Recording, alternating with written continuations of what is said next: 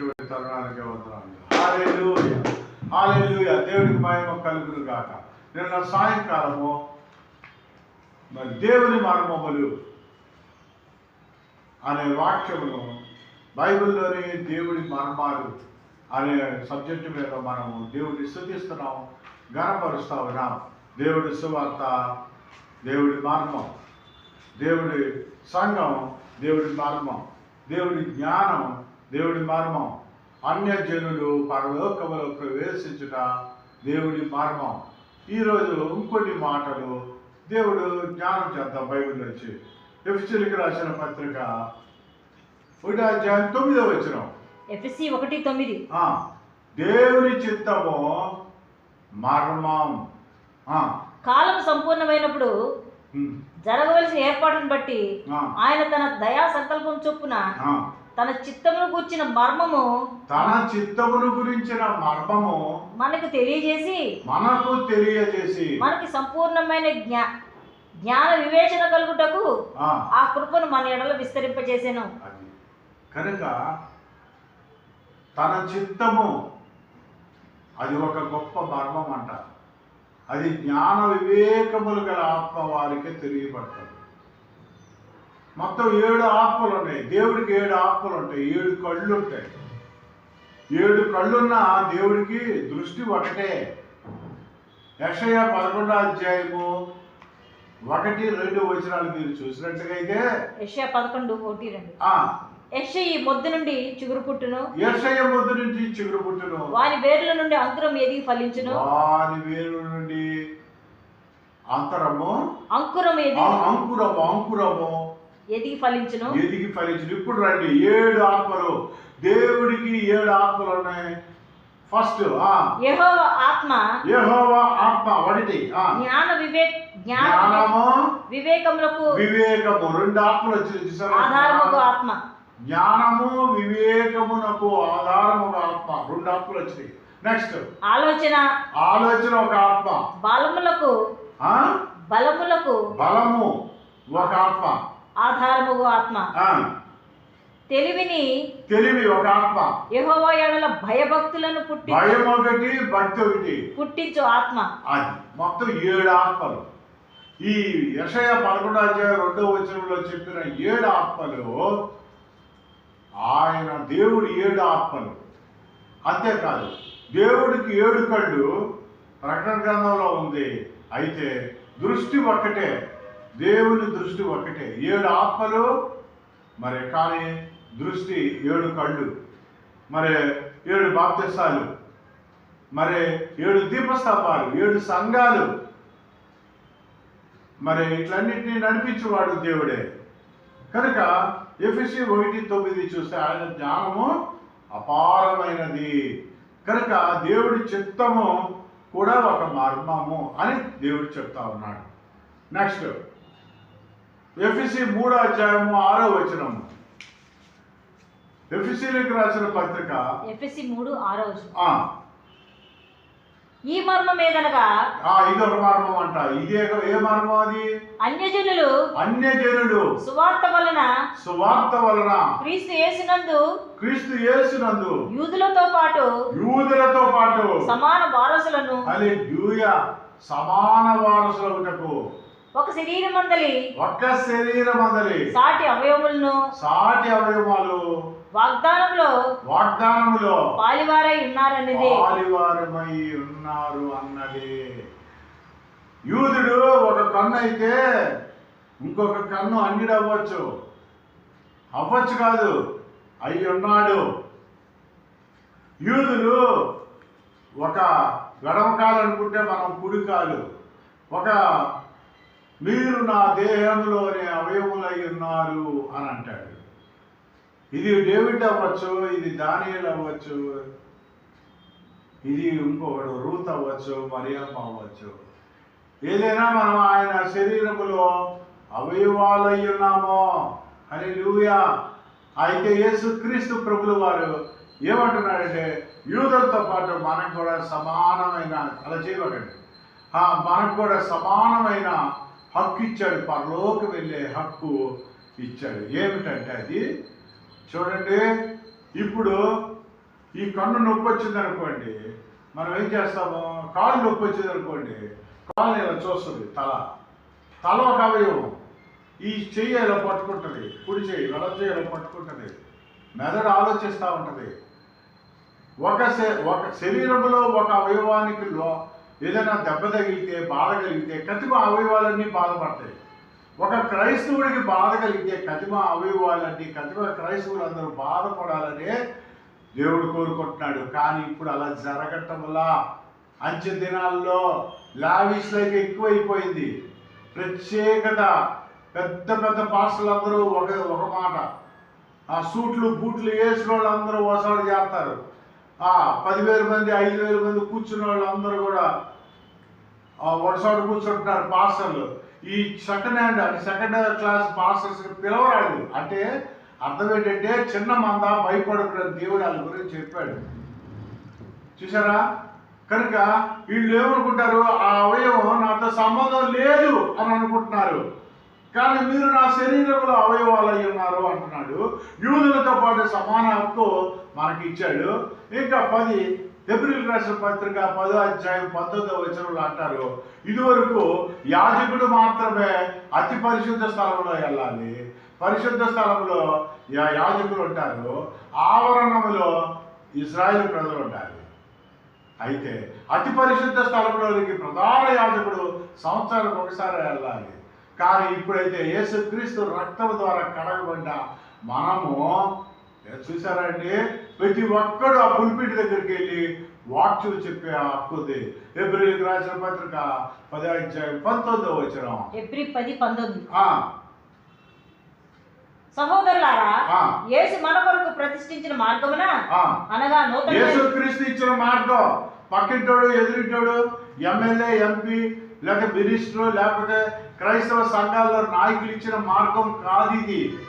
ఏంటంటే యేసుక్రీస్తు ఇచ్చిన మార్గం నూతనమైనదియు జీవము గలదియు ఆయన శరీరం అనే తెర ద్వారా ఏర్పరచబడిన మార్గమున ఆయన రక్తం వల్ల పరిశుద్ధ స్థలమందు ప్రవేశించుటకు మనకు ధైర్యం కలిగి ఉన్నది.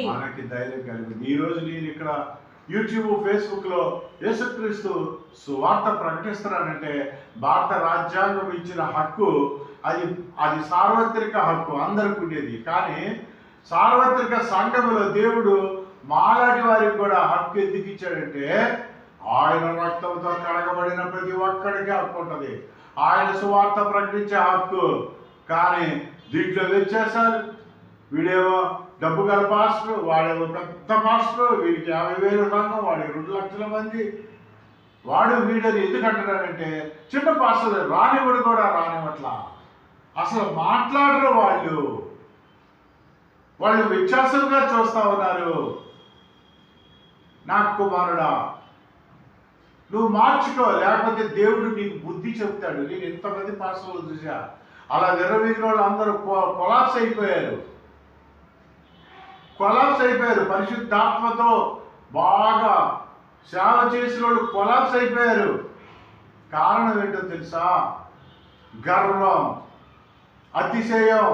డబ్బు రాగానే ఎదుటోడిని నువ్వెవడో బాగా తెలియదు, ఉంటేవాడు పోతే అని మైకులో అనౌన్స్ చేయటం, అవమానపరచటం, ఆ సంఘాన్ని కొట్టకుండా అంతకుముందేమో చేతులు కట్టుకొని మీరే దైవం అండి, మీరే మాకు దిక్కండి. నేను కాదు దిక్కు, నేనెవరిని? దేవుడు దిక్కు. నాకు వచ్చి పర్మిషన్ అడిగేవారు, ఏమని, పలానా చోట మనం ఆరాధన పెట్టుకోవాలి, వాళ్ళు ఇవ్వట్లేదండి పోలీసు వాళ్ళు అంటే నేనేమనుకునేవాడు అంటే తెలుసా, సరే నేను ఎవరితో చెప్పించాలతో వాళ్ళతో చెప్పిస్తాను అనేవాడిని. మీరు వెళ్ళండి, నేను ఎలాగైనా ఆడిటోరియం తీసుకుంటాననేవాడిని. నేను ఇంటికి వచ్చి మోకరించేవాడిని, ప్రభువా నాకెవరు తెలుసయ్యా, నాకెవరు తెలీదు, మీరు తప్పించి మిమ్మల్ని మొరపెట్టుకుంటున్నాను. నేను వెళ్ళి అడగటంతో వాళ్ళ ఆడిటోరియం ఇవ్వాలి ఆరాధనకి అని ఏడ్చేవాడిని, ప్రార్థన చేసుకునేవాడిని, దేవుడిని పట్టుకునేవాడిని, దేవుడిని మెప్పించేవాడిని. అయితే నేను వెళ్ళకుండా నా ఫోన్ వెళ్ళినమ్మటే వాళ్ళు లేదు పర్మిషన్ ఇచ్చేవారు. హల్లెలూయా. ఎందుకో తెలుసా అండి, నేను పర్మిషన్ వచ్చిందని వాళ్ళకి చెప్పినప్పుడు, ఏమండి ఎవరితో చెప్పించారు? హైకోర్టు చెప్పారా? సుప్రీంకోర్టు జడ్జితో చెప్పించారా? లేదా ఎవరైనా కలెక్టర్తో చెప్పించారా అని అనేవారు వాళ్ళు. అయితే నేను పెద్ద బాబు ఈ దేశంలో ఉన్నవాళ్ళు కాదే బాబు, ప్రపంచ దేశాల్లో ఉన్న జడ్జితో చెప్పించారాయా? ఆయనే యేసుక్రీస్తు ప్రభు. హల్లెలూయా. నేను దేవాది దేవుడికి మొరపెట్టుకునేవాడిని, ప్రభా నిన్ను బట్టి నేను మాట ఇచ్చాను, ఆ ఆడిటోరియంలో మీటింగ్ జరుగుతుంది, పర్మిషన్ ఇవ్వండి. వాళ్ళు మామూలుగా అడుగుతుంటే 70,000 అడుగుతున్నారట. అందరికీ తీసుకున్నట్లుగా తీసుకోవాలి, తక్కువ డబ్బులకి తీసుకోవాలి. ఆడిటోరియంలో నీ ఆరాధన జరగాలి, నీ బిడ్డలకి స్వస్థతలు జరగాలి, నీ బిడ్డలకి రక్షణ రావాలి అని ప్రార్థన చేసుకునేవాడిని. అయితే 4 డబ్బులు రాగానే కొంతమంది విశ్వాసులు రాగానే అక్కడక్కడ అలిగి వచ్చేసినటువంటి విశ్వాసులు, బాధపడి వచ్చిన విశ్వాసులే తన సంఘం కింద అనుకోలే, డబ్బు రాగానే 4 ఎకరాలు కొనగానే ఒక 30 కోట్ల ఆస్తి రాగానే నువ్వెవడరా అన్నట్టుగా మాట్లాడుతున్నారు. కారణం దేవుడు చూస్తా ఉన్నాడు. నా ప్రియకుమారుడు, దేవుడు నామం ఎక్కిరించబడదు. నువ్వేది విత్తుతావో అది కోస్తావు. ఇక్కడ ఏం చెప్తున్నాడంటే, యూదులతో పాటు సమాన వారసత్వము మనకు కూడా ఉంది, ప్రతి ఒక్కరికి ఉంది. 50,000 మంది ఉన్న చోట, 10,000 మంది ఉన్న చోట, నైజీరియాలో ఎక్కడైనా సరే, హైదరాబాద్లో 25,000 మంది ఒక చోట ఆరాధన చేయొచ్చు, 10 మంది చేయొచ్చు, 2 చేయొచ్చు, 2 లేక 3 నా నామం పేరిట ఎక్కడ కూడుకొని ఉంటే అక్కడ నేను ఉంటాను. 2 or more persons gathered, my presence is there. Whatever you ask, I will give you. God తన స్వహస్తాలు చాచి విననల్లని ప్రజల వైపు చూస్తా ఉన్నాడు. ప్రయాసపడి భారం పోయి చేయాలా నా దగ్గర అంటున్నాడు. 2, 3 ఎక్కడుంటే అక్కడ ఉంటాడు అన్నాడు. హల్లెలూయా. నువ్వు ఒంటరిగా ఉన్నా సరే నీతో పాటు ఉంటాడు. నిన్ను నీడలా వెంటాడుతూ నేను ఉంటాను అన్నాడు. నీ పాదములకు రాయి తగలకుండా దేవదూతలకు ఆజ్ఞాపించాను అన్నాడు. సద్దకు మెచ్చకు అభిద్రోహోని కాపాడిన దేవుడు, ఎర్ర సముద్రాన్ని పాలుగా తీర్చిన దేవుడు, ఎరుకో గోడలు కూల్చిన దేవుడు, నైవాను కుష్టి రోగమును స్వస్థపరిచిన దేవుడు, ఎముకలకు మాంసాన్ని జీవాన్ని ఇచ్చి సజీవ లెక్కలో ఉంచిన దేవుడు, దహించు అగ్నియైన మన దేవుడు అందరినీ సమదృష్టితో చూస్తాడు. నువ్వు పొద్దు నుంచి సాయంత్రం దాకా పనిచేసినా, గంట పనిచేసినా సమానమైన కూలి అన్నాడు. అయితే బాగా కష్టపడినవాడికి బహుమానాలు కూడా ఉంటాయి. హల్లెలూయా. హల్లెలూయా. ఎదుటోనే దాని మీనింగ్ ఎదుటోని తక్కువగా చూడమని కాదు. కనుక యూదులు పరిశుద్ధులు, చాలామంది విశ్వాసులు, చాలా మంది పాస్టర్లు ఇలా చెప్తా ఉన్నారు, పాస్టర్నే గౌరవించండి, పాస్టర్నే అని కాదు, దేవుణ్ణి ఆరాధించాలి, పాస్టర్ని గౌరవించాలి. అందరూ పాస్టర్ని ఆరాధిస్తున్నారు, దేవుడిని మర్చిపోతా ఉన్నారు. దేవుడికి చాలా చర్చల్లో అసలు ఆయన తలంచుకోవట్లేదు. యూదులతో పాటు అన్ని జనాంగమైన మనకి కూడా సమానమైన హక్కు ఇచ్చాడు. ఎఫెసీ 3:6 చదవండి ఒకసారి మళ్ళా.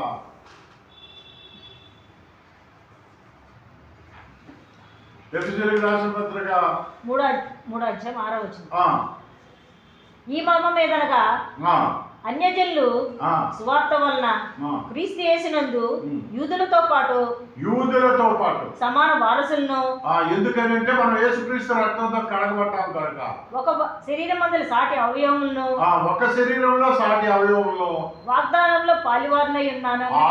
ఏ వాగ్దానం ఇచ్చాడో మనం కూడా అది పాలివారమై ఉన్నాం. ఇదే మర్మం. అంతేకాదు గలతీయులు 3:13 చూడండి. గలతీయులు 3:13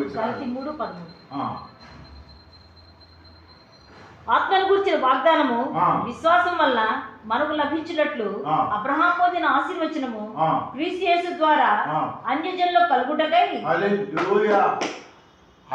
అబ్రహాము పొందిన ఆశీర్వాదము, వాగ్దానము క్రీస్తు యేసు ద్వారా అన్ని జనులమైన మనము పొందుటకు క్రీస్తు మన కోసము శాపమై మనలను ధర్మశాస్త్ర శాపం నుండి విమోచించెను. మనలను ధర్మశాస్త్ర శాపము నుంచి విమోచించాడు. హల్లెలూయా. చాలా మంది అనుకుంటా ఉంటారు మా పితరులు చేసిన పాపం మామూలు కాదండి. వాడు తాగేవాడు, ఇద్దరు ముగ్గురితో తిరిగేవాడు, ఉంచుకునేవాడు, పిచ్చి పిచ్చి మాటలు బైబిల్లో ఉన్నాయి. ఆ మాటలు 2 కొరింథీయుల్లో తీరవసరంలా. ఒకడు తన పిల్ల తల్లిని ఉంచుకున్నాడట, అది ఆయనకి తెలియదు అట. ఎవరో చెప్తే విన్నాను అంటాడు పౌలు. కనుక ఇలాంటి వాళ్ళు తాగుబోతులు, తిరుగుబోతులు, ఏమంటే వ్యభిచారులు, ఏమంటే పిసినారులు, జోదం ఆడేవాళ్ళు, ఇవన్నీ కూడా వీళ్ళందరి నుంచి మనల్ని ఆయన రక్షిస్తున్నాడు, ఆయన కాపాడుతా ఉన్నాడు. హల్లెలూయా. 3:29 చూడండి. గలతీయులు 3:29. గలతీ 3:29. మీరు క్రీస్తు సంబంధులైతే ఆ పక్షమునందు అబ్రహాం యొక్క సంతానమై ఉండి వాగ్దానం ప్రకారము వారసులై ఉన్నారు. వాగ్దానం ప్రకారం మనం వారసులం. ఇంకా ఇంకొద్దుకు సూటిగా చెప్పాలంటే ఎఫెసీయులు 2:11. ఎఫెసీయులు 2:11. ఎఫెసీ 2:11. కాబట్టి మునుపు శరీర విషయంలో అన్యజనులై ఉండి శరీరమందు చేతితో చేయబడిన సున్నతి గలవారు అనబడిన వారి అంటే మునుపు అంటున్నాడు చూసారా. అంటే ఏంటంటే పాతకాలంలో మన పితరులు పిచ్చి పిచ్చి పనులు చేశారు, వ్యభిచారం చేశారు, మందు తాగారు, మరి రక్షణ లేని స్థితిలో ఉన్నారు, పరదేశులుగా ఉన్నారు, దేవుడు లేని వారుగా ఉన్నారు, విగ్రహారాధికులుగా ఉన్నారు. అయితే అలాంటి స్థితిలో యేసుక్రీస్తును నమ్ముకున్న తర్వాత వేరు. కనుక మన పితరులు చేసిన పాపాలు పోలేదని అనుకుంటారంట. పేతురు చెప్తాడు, మన పితరులు చేసిన పాపం, నేను బాప్తిసం పొంది 10 ఏళ్ళైనా ఇంకా మా పితరులు చేసిన పాపం ఉందే, అది నన్ను వెంటాడుతూ ఉందండి, అందుకే అప్పుడు తీరట్లేదండి. లేదు నా కుమారుడా, మీ పితరులు చేసిన పాపమైనా, నువ్వు చేతులారా చేసుకున్న పాపమైనా, నీ తల్లిదండ్రులు చేసిన పాపమైనా, నీ పితరులు చేసిన పాపమైనా యేసుక్రీస్తు రక్తం ద్వారా కడగబడితే అవన్నీ కూడా ఆయన రక్తము. ఏమంటే 1 యోహాను 1:7-8 చూడండి. 1 యోహాను 1, 1 యోహాను 1:7-8-9 త్వరగా తీయాలి. 1 యోహాను 1 ఒక్కసారి ఆయన రక్తంతో కడగబడ్డామంటే చాలు. 1 యోహాను పితరులు చేసిన 1 యోహాను 1:7. అయితే ఆయన వెలుగులో ఉన్న ప్రకారము, ఆయన వెలుగులో ఉన్న ప్రకారం. ఎవరి వెలుగు? యేసే వెలుగు. ఆయన లోకమునకు వెలుగై ఉన్నాడు. ఈ సూర్యుడు కూడా ఆయన నివాస స్థలము నుంచి పుట్టుచున్నాడు. ఆయన వెలుగులో ఉన్న ప్రకారము మనమును వెలుగులో నడిచినేడల మనము అన్యోన్య సహవాసం గలవారమై ఉందుము. అప్పుడు ఆయన కుమారుడైన యేసు అంటే దేవుని కుమారుడైన యేసుక్రీస్తు రక్తము ప్రతి పాపము నుండి, ప్రతి పాపము కాదులేవయ్యా, కొన్ని పాపాలు మాత్రమే క్షమించగలను ఆయన. 99% రక్షించగలను. మరి 1% ఉంది. మరి మీ పితృలు ఘోరమైన విగ్రహారాధన చేశారు, ఘోరమైన పాపాలు చేశారు, 10 మందిని హత్య చేశాడు, నేను అది ఒక్కటి పట్టు క్షమించలేను అని రాసుందా? ప్రతి పాపము, ప్రతి ఘోర పాపాలు ఏదైనా సరే ప్రతి పాపం నుండి మనల్ని పవిత్రులుగా చేయును. అది క్రీస్తు రక్తము ప్రతి పాపము నుండి మనల్ని పవిత్రులుగా చేస్తుంది. ఇప్పుడు చదవండి 11, 2:11 నుంచి. ఎఫెసీ 2:11.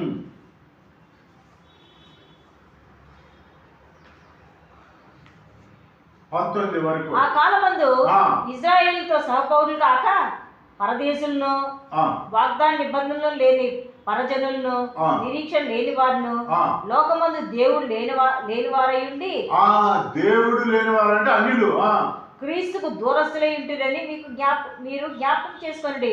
19 వచ్చేయండి డైరెక్ట్. 2:19 ఎఫెసీ. కాబట్టి మీరిక మీదట పరజనులను పరదేశులై ఉండక పరిశుద్ధులతో ఏక పట్టణంలో దేవుని ఇంటి వారై ఉన్నారు. మనం దేవుని ఇంటి వారమై ఉన్నాం. అంటే జనాంగం కూడా దేవుని ఇంటి వారు. ఇందాకేమన్నాడు? యూదులతో పాటు సమాన హక్కిస్తాను, మీరు శరీరంలో అవయవాలై ఉన్నారు అన్నాడు. హల్లెలూయా.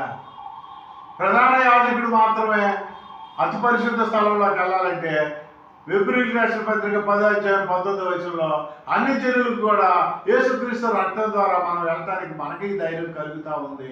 ఇప్పుడు నేను వాక్యం చెబుతా అంటే మనకి ధైర్యం కలుగుతూ ఉంది.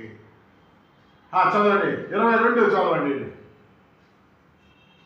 అదే 22.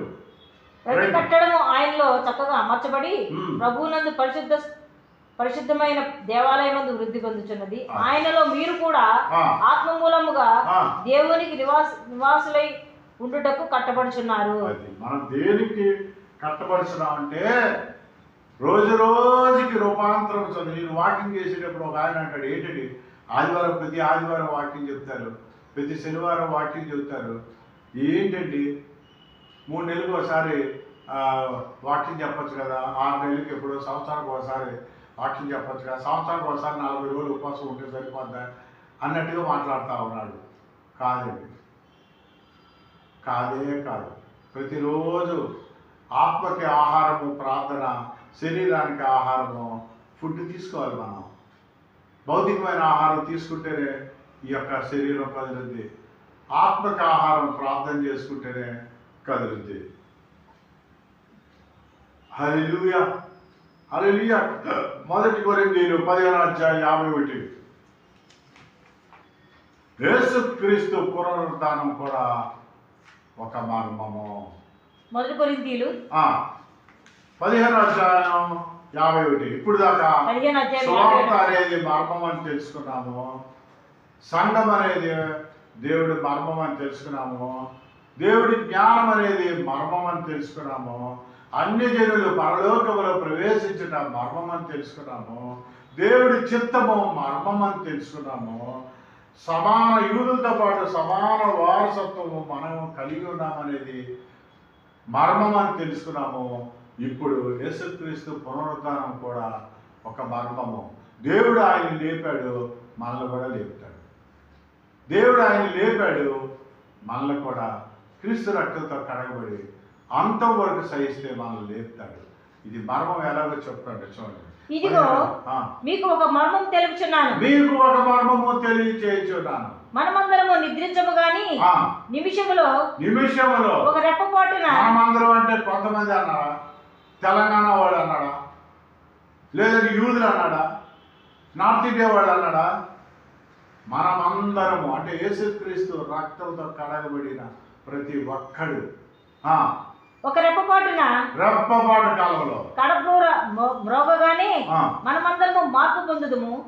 ఆ బోర మ్రోగును అప్పుడు మృతులు అక్షయులుగా లేపబడుదురు, మనము మార్పు పొందుదుము. అది ఎలా మార్పు పొందుతామంటే 2 కొరింథీయులు 5:2. 2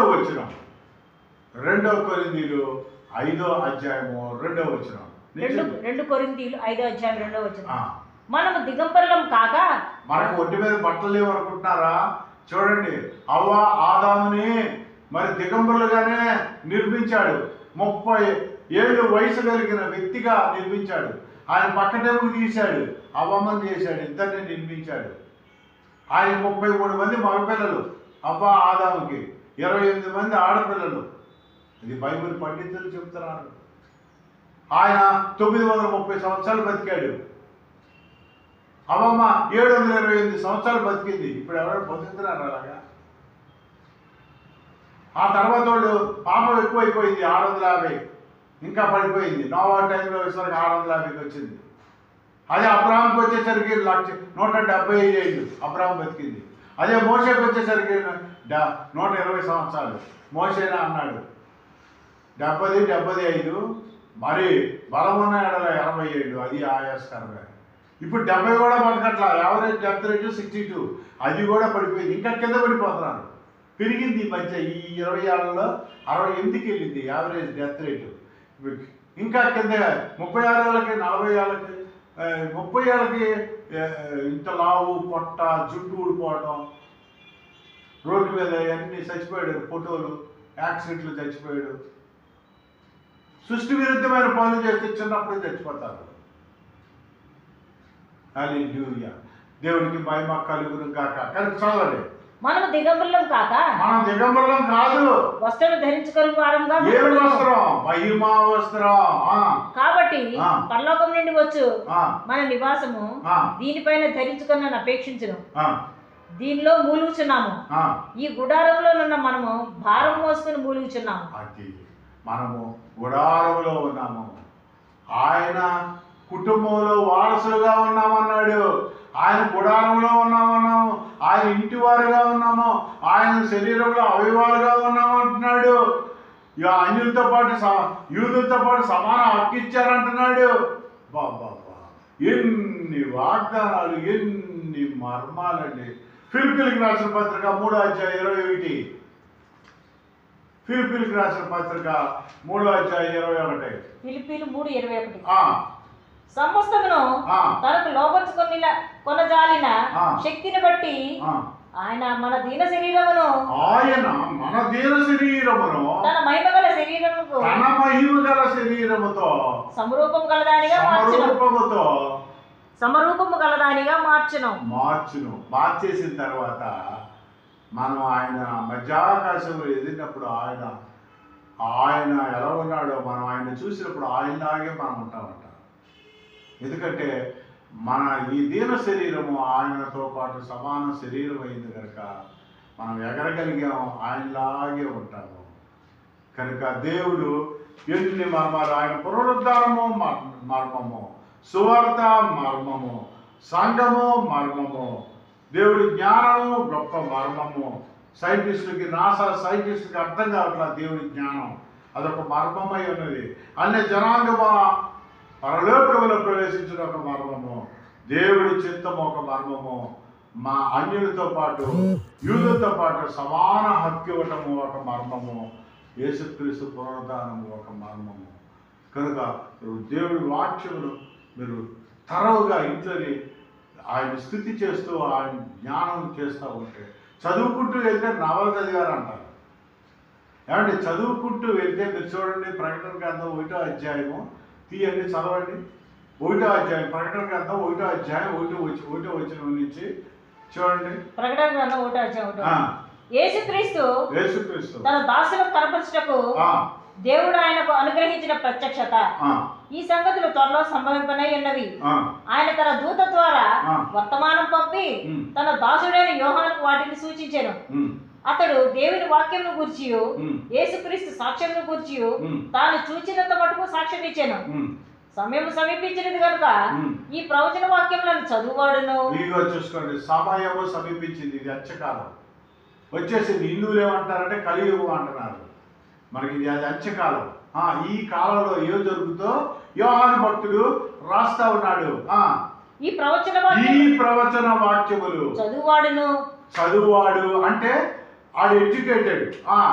వాటిని విని అంటే చదవలేడు, వాడు వింటాడు. అంటే అన్ఎడ్యుకేటెడ్, ఎడ్యుకేటెడ్, అన్ఎడ్యుకేటెడ్.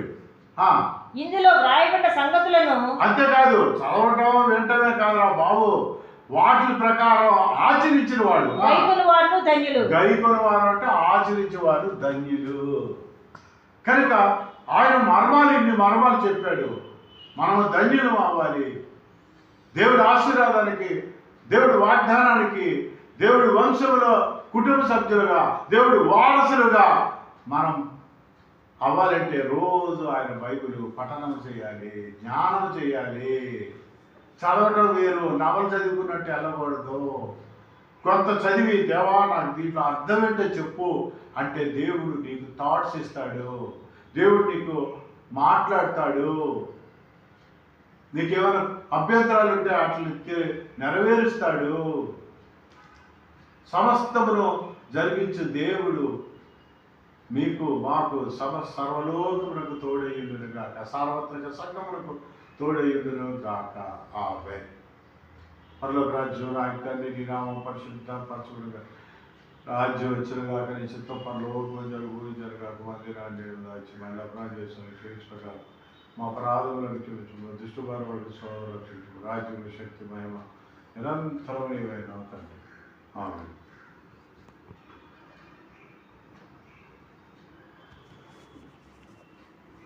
సరే